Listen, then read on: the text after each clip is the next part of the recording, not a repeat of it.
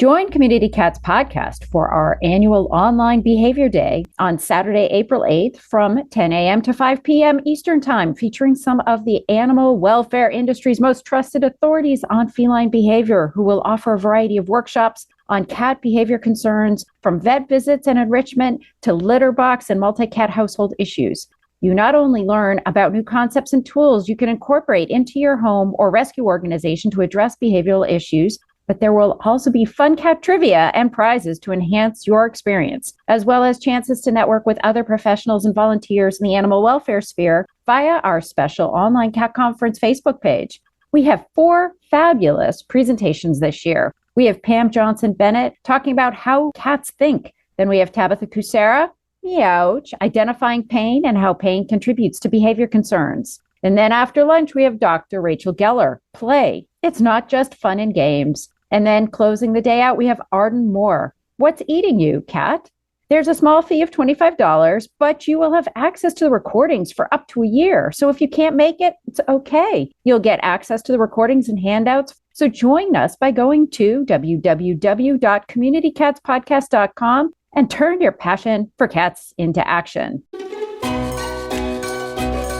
You've tuned in to the Community Cats podcast. Ready? Let's go.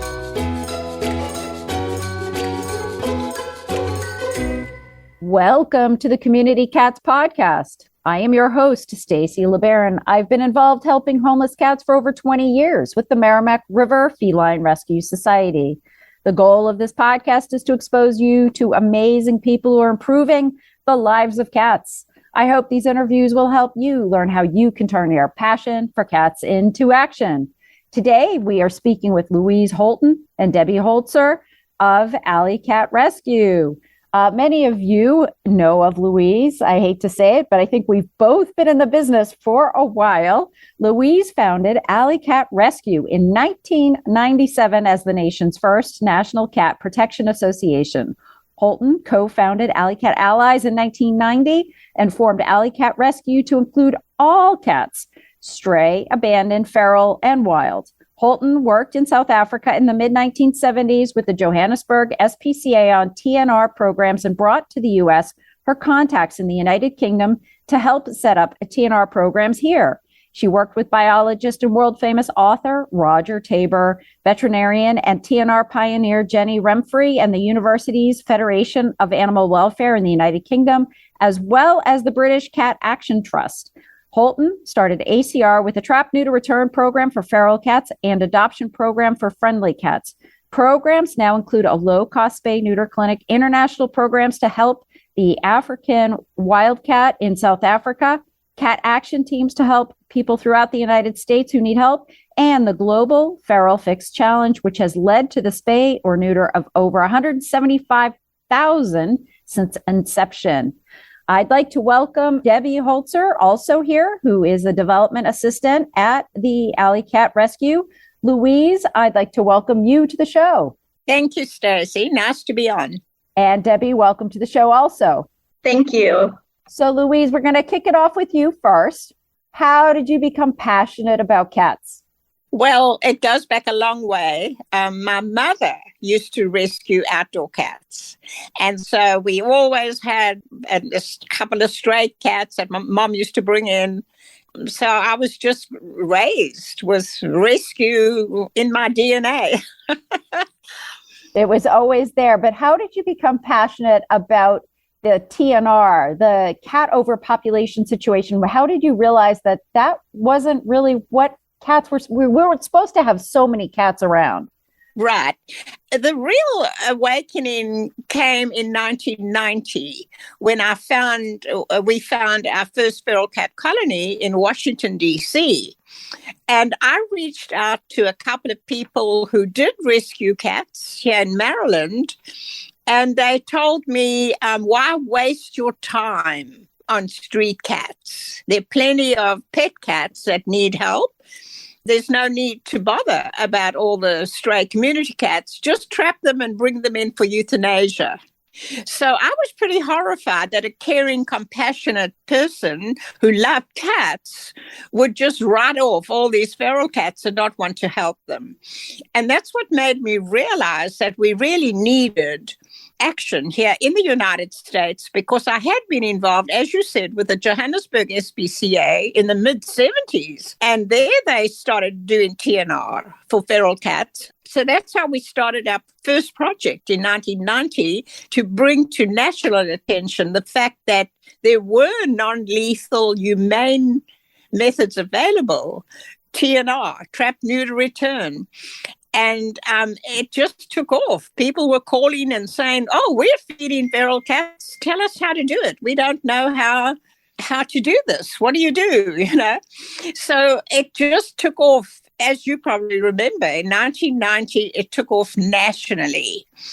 We just worked from that moment on, and it became my passion. And to the point that I eventually wrote a handbook on what to do to help outdoor community cats. I remember that. I had that as part of my library, in the early days. I had a collection of feline behavior books to consult with people. I had my TNR books. Ellen Perry Berkeley, there was another book from her about maverick cats, I think was the name of her book. And I had this resource library that I would refer people to back in the day, and actually we're updating our handbook right now because it was written in 2015. So it's a little outdated. So right now, Debbie and I are working on updating it. Excellent. So Debbie, can you share with us how you became passionate about cats? Well, my first cat was when I became passionate about cats, and that's when I was probably 4 or 5 years old. But I do love all animals and, always have. I've been very fortunate because all of my pets as a child were ones that my parents had rescued from a shelter. And I think that's just so important for kids. I think it's the best way to grow up. Really, it's just opened me to just being a more compassionate person in general. But honestly, TNR is not a concept I was very familiar with at all before starting at Alley Cat Rescue. And I've just, in the relatively short time I've been here so far, just learned a whole world has opened up to me, which I'm extremely grateful for, because of course I live in Los Angeles and always have, and you can't go through, the springtime especially, but really just any time of the year, you're going to see stray cats and feral cats. And it just always seemed like a hopeless situation to me, especially since you can't interact with them like you can with a pet cat. I just felt like it's something I had to observe, sadly. And it was such a nice thing to learn that there's actually a way to make their lives better. And yeah, so now I'm passionate about that. It's interesting that you say that, being new to the field. I think, Louise, you might agree with me on this statement, which is we've been talking about TNR for so many years that we make the assumption that everybody knows, oh, TNR this, TNR that. Everybody should know what TNR is. Trap, neuter, return. Makes sense to us. We know this. But there's still an incredibly large population of people out there that don't know or understand what TNR is, or even think of it as an option out there for helping cats. And that's one of the mantras that I have here at the podcast, how to turn your passion for cats into action. Over 70% of the people who attend our trap, neuter, return certifications, our TNR workshops on how to learn how to trap cats safely, 70% of the people that attend those workshops are not affiliated with any organization. They just want to help cats in their backyard. Just like you, Louise, back in 1990, when there was a colony of cats in Washington, or that you wanted to help, and with me in Newburyport, we wanted to help them, but we didn't want to trap them and euthanize them. We didn't think that was the solution. That was never an option. I was born and raised with trap, neuter, return as the primary option for cats. And it amazes me how we still have so many people in this country that don't think of that or know about it as an option. What are some of the things that Alley Cat Rescue does, Louise, to help get the word out across the country? You talk about various campaigns. What are those campaigns that you have? We do a lot of outreach and PR. We put out press releases, and some news agencies do pick up.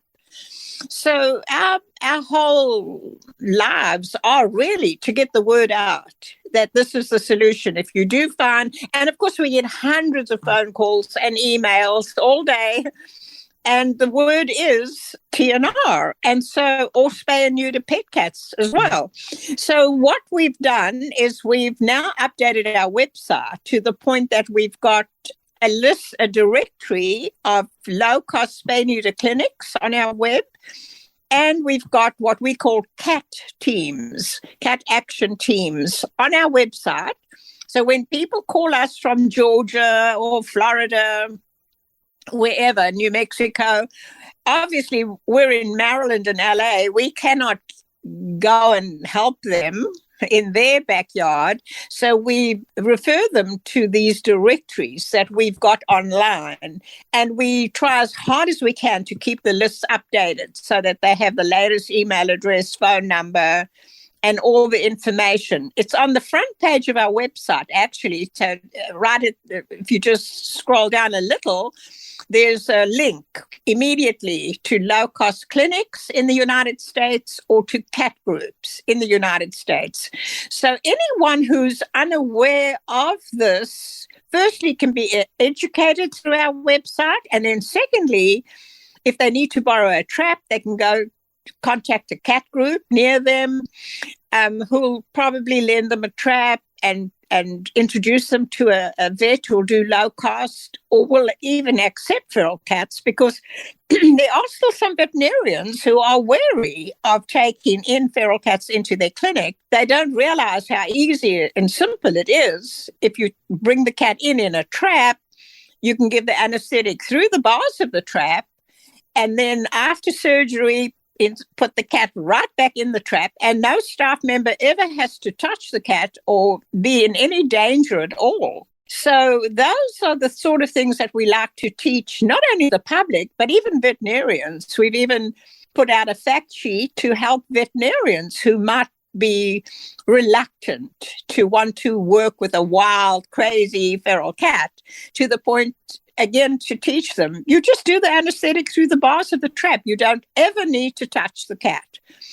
So those are the sort of things we give out, not only in the handbook, but on our website as fact sheets. The website's pretty comprehensive, I think. Have you run into issues with regards to the veterinarian as well as the veterinary technician shortage? Have you gotten feedback from folks trying to reach out to some of those clinics about the challenges of getting spay-neuter appointments? Absolutely. And we face that challenge ourselves. We're lucky in Maryland because we have 4 low-cost spay-neuter clinics. You might have to wait a few days to get a cat in, but in general, it's not that difficult to, especially if you only bring it in 3 or 4. But yes, there's a shortage right across the country right now. And some people have to wait weeks to get an appointment. It's really disappointing. And I'm sure it's going to take a long time before that is resolved. We even find with emergency vets, we have a cat in an emergency and you have to make an appointment now to get a cat into an emergency clinic. I mean, it's unbelievable. We've been lucky so far in that the other day we had a cat in an emergency. And when we called, they said, you'll have to wait 4 to 6 hours. But the cat had a blockage. So when we took the cat there and they heard it was a blockage, they did take him immediately. But it's a problem across the board. I'm not sure if anyone has addressed this on your show about any solutions or how long this problem will happen. Yeah, so we have a link to a presentation by Dr. Julie Levy about the loss of appointments, spay-neuter appointments. We are short 3 million spay-neuter appointments that would have happened that we lost out during this COVID period.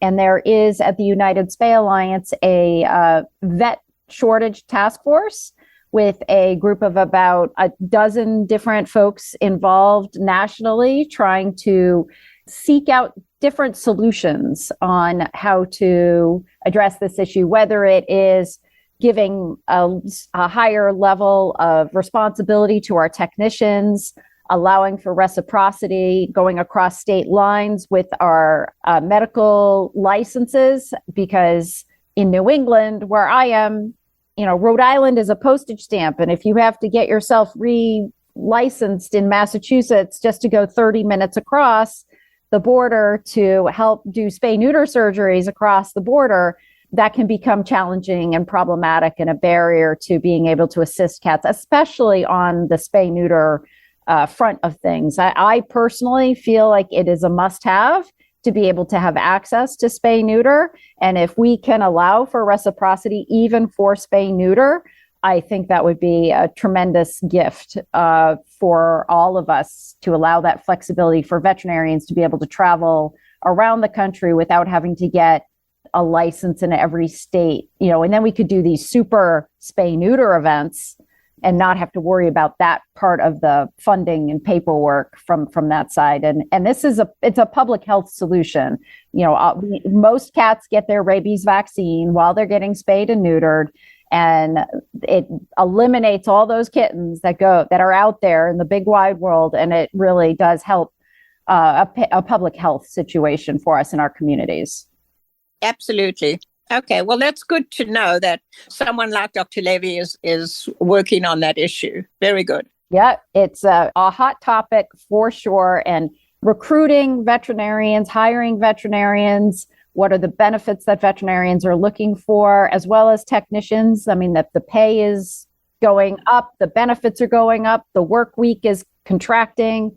Most veterinarians are asking for a 4-day work week now. So there's just a lot of different things on the benefit side. Mentoring, a lot of veterinarians and technicians are looking for more community. There's been a lot of compassion fatigue in this environment. And I think they're looking for a lot more emotional and psychological support. And with that being said, I will get right off my soapbox. But as you can tell, it's a very hot topic in my mind. Do you want to make things easier on yourself and the others in your organization? Our friends at Dubert have teamed up with the Dallas Pets Alive and Spay Neuter Network teams, and together they have created the Companion Case Management module. It allows you to be more proactive with all your organization's needs, create cases for your clients, and organize them by type. Whether it is a rehoming situation, a pet parent needing food or medical assistance, or simply spay and neuter inquiries, CCM can help you manage all of them right from the Dubert system. Plus, a huge bonus, it allows you to connect with those clients right from the case, so there is no need to open up new windows for emails or pull out your phone for text messages. Check it out and learn more at www.dubert.com to get started today. Ever wanted to quickly connect, collaborate, or problem solve with others in the animal welfare field who are, real people? Look no further than Maddie's Pet Forum. Maddie's Pet Forum brings people of animal welfare together with the common goal to keep more people and pets together. We share ideas, expertise, offer each other support, resources, and more. Visit forum.maddiespetforum.org/cats. Maddie's Pet Forum. Come for an answer. Stay for the community. At Alley Cat Rescue, one thing that seems to differentiate you from maybe a standard trap, neuter, return organization is that you also do represent every cat, all cats. Yes.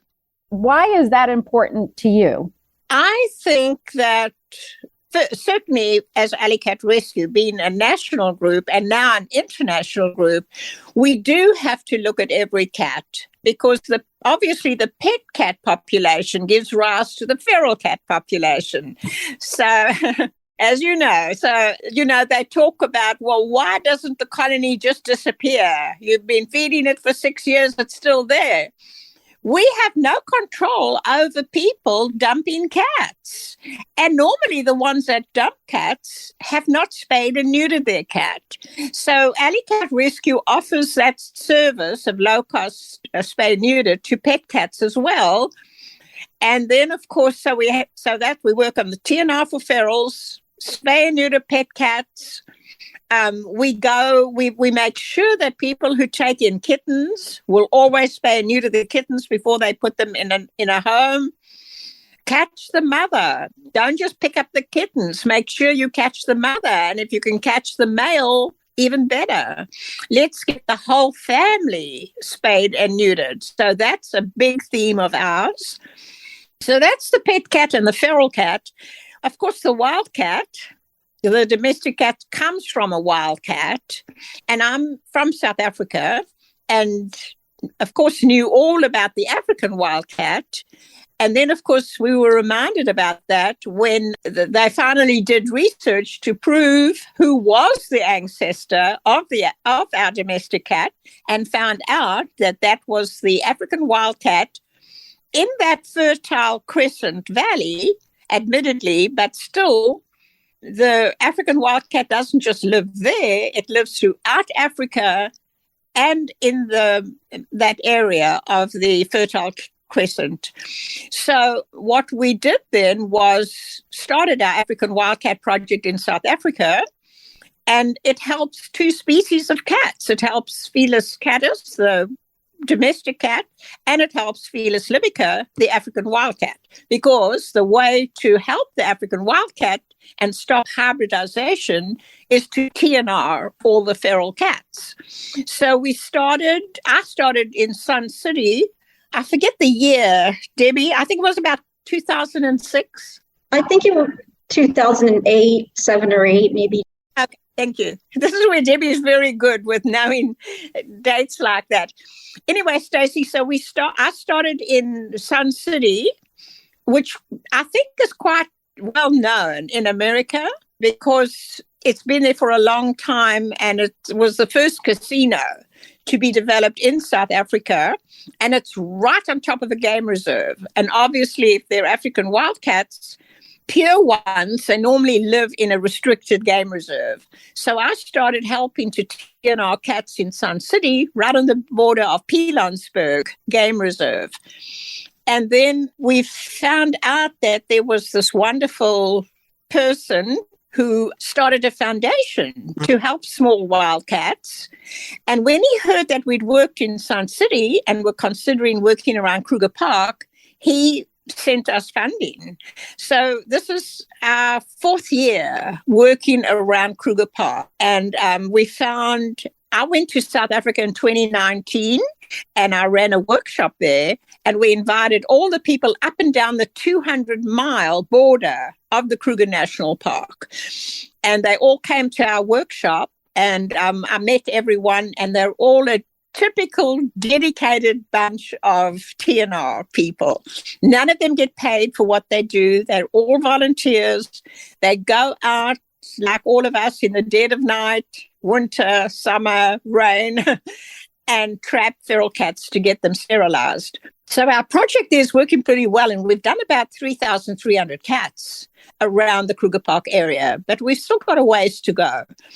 So that's one part of the project. Then we approached our funder and asked if he'd be interested in the Cape area of South Africa, because there are a lot of farmers there. And farmers love having domestic cats on their property because they control rodents. But notoriously, and even here in America, farmers do not spay and neuter their cats. So what we've done in the Cape area, we've also got 2 marvelous people that we found, and they go around to the farmers and offer them TNR. And the farmers are happy. I don't think they've had any rejections. The farmers are very happy. If someone's going to trap their cats, sterilize them for free, and then give them the cats back, they're very happy about it. So our people in the Cape area are now working with farmers, and there are a lot of nature reserves around there. And of course, nature reserves have African wildcats. African wildcats live all over South Africa. Leopards live in wild places in South Africa, and other carnivores too. So wherever you find a leopard, and we've got leopard groups we work with who have camera traps, and they trap the leopards on camera, and then every now and then an African wildcat walks past their camera. So we're in touch with the leopard groups, and they've sent us a lot of terrific information. Anytime they do trap an African wildcat on their camera, they let us know the area that they found the cat. There's still a lot of work to be done there, and we do need to do more. Our funder would like us to do a bit more DNA testing. We've done some of it, but not enough. The DNA to prove whether it's an African wildcat or a domestic cat. So we have to do more DNA testing. But those projects are working very, very well. And we would like to expand to other parts of Africa and maybe even in Israel and other areas where African wildcats still live. Fantastic. Great information. I mean, you're all over the place. And I know before we hit the recording button, we were talking a little bit about the International Global Feral Fix campaign that you have. And I was thinking maybe, Debbie, you could share a little bit about that program? Sure. So it's been going for over 10 years. And what it basically is a campaign to, I would even say plea, but in most cases convince veterinarians to offer either low cost or free spay and neuter services for community cats, because people, especially volunteers and people who aren't even associated with organizations, will bring in cats to be spayed and neutered. And we think it would be a great incentive for them to keep doing it or do it more if they didn't have to pay for that surgery cost. It's gotten a really great response. We have, you mentioned it at the beginning, we have done or been, involved with over 175,000 cats being spayed and neutered. The campaign, it varies. During the COVID time, we had it go on for an entire year. So at the end of the year, we asked veterinarians who had basically signed a very short agreement. We asked them how many cats they had done in that year, community cats, for a lower cost, or if they're able for free. And that gives us really big numbers when it's possible. And I think some veterinarians find it easier. We restrict it to the month of May. But so far, we've continued with the year-long campaign since 2020, at least. Everyone has their preferences in the veterinary community, but some seem to like it a year long. And it's just you can join from any country. We send a digital or an email invitation out a few times in the beginning of the year to as many veterinary clinics as we can find in the US and abroad. And we also send a hard copy invitation with the sign-up form, and that version of the invitation is something they can mail back. But it looks like digital is gaining a lot of momentum and overtaking hard copies. So that's going to be a focus going forward. And yeah, we get a great response. A lot of people register, and a lot of people also register with a little comment about how happy they are to see this kind of thing being brought to them. So that's excellent. That's wonderful. One of the questions I get often, and I'd be interested to hear what your response is for folks that are taking care of community cats out there, and they want to trap them and get them spayed and neutered. They're also struggling to feed them, especially if it's a large colony, 10, 20 cats or more. There's a lot of cost involved. I mean, I'm finding a hard time accessing cat food even for folks. If folks are looking for an opportunity to be able to utilize these resources, or for people who are paying for it on their own, what are the suggestions that, Louise, that you would recommend folks do that are, trying to do this on their own? They're not a 501c3. How can they get financial support for the cats they're taking care of in their neighborhood? Right. We do have somewhat information on our website about that, how to fundraise. They can also access the ASPCA and HSUS, who also give this sort of information out to help people, to the point of even a special credit card that you could take out, that you can pay a vet, and you can pay it off over time. So there is a list, and I don't know how easy it is to give the link to that, Debbie. Debbie also manages our website, but she can send you a link to that, and people can check the website to find. And I think if they search on fundraising, right, Debbie, they can get to that list. Is that correct? We do have a very good search function on our website. We also have pretty easy to find and access lists of food banks and where they can borrow traps without having to pay for them.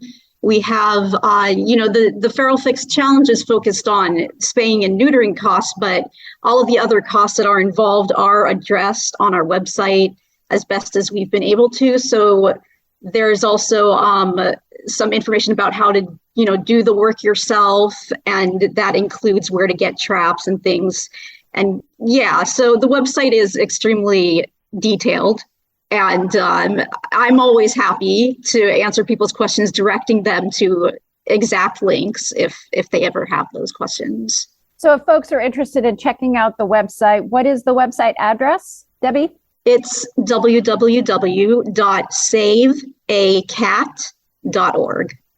So folks are interested in checking out some of those links, they can just go straight to that website. Excellent.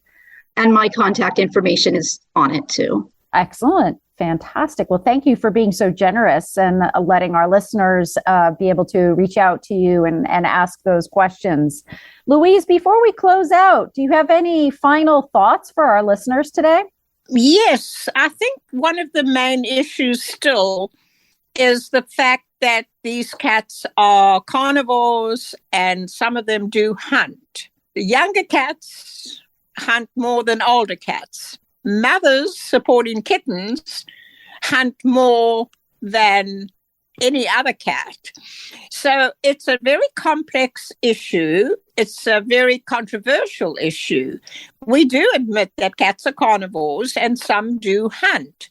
Of course, they hunt rodents more than anything else. And I do personally like rodents, but on the other hand, no one wants to be overwhelmed or overtaken by rodents, because rodents actually damage bird populations even more so than cats if they are left to their own devices. For instance, on islands, when cats have been removed and all of them have been eradicated, rodents took over, whether it was rats, mice, or rabbits.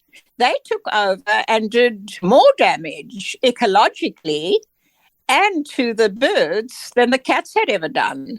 I'm not saying leave cats on the islands, but I'm saying that one has to look at the whole picture because it's a complex issue. And you cannot remove a top carnivore like the cat from a continent like the US. So I would just like people who are interested in that topic and advocating for eliminating all cats to think of the problems associated with removing a top predator like that. And better way is TNR, because it's a slower attrition and the prey animals will get more used to that as well, will adapt to that. So we have a lot of information on our website for anyone who is interested in cats and predation. It is a hot topic, and it's a topic that we always address, that we're not afraid to address full on, and look at all the issues at hand. And there are two sides to the cat predation issue as well. But again, we are trying to reduce cat populations in the most effective way that we know how, which is TNR. Removing all the cats on a continent doesn't help. Firstly, you cannot remove them all. Secondly, the prey populations will explode and will be in a worse position. I agree with you 100%. Louise, thank you so much for joining me today on the show. Debbie, thank you also for joining us today. And I hope we'll have you on again in the future. Thank you, Stacy. Thank you. And good luck. Good luck with your show. That's it for this week. Please head over to Apple Podcasts and leave a review. We love to hear what you think, and a 5-star review really helps others find the show. You can also join the conversation with listeners, cat caretakers, and me on Facebook and Instagram. And don't forget to hit follow or subscribe on Spotify, Apple Podcasts, Google Podcasts, YouTube, Stitcher, or wherever you listen to podcasts so you don't miss a single show. Thanks for listening, and thank you for everything that you do to help create a safe and healthy world for cats.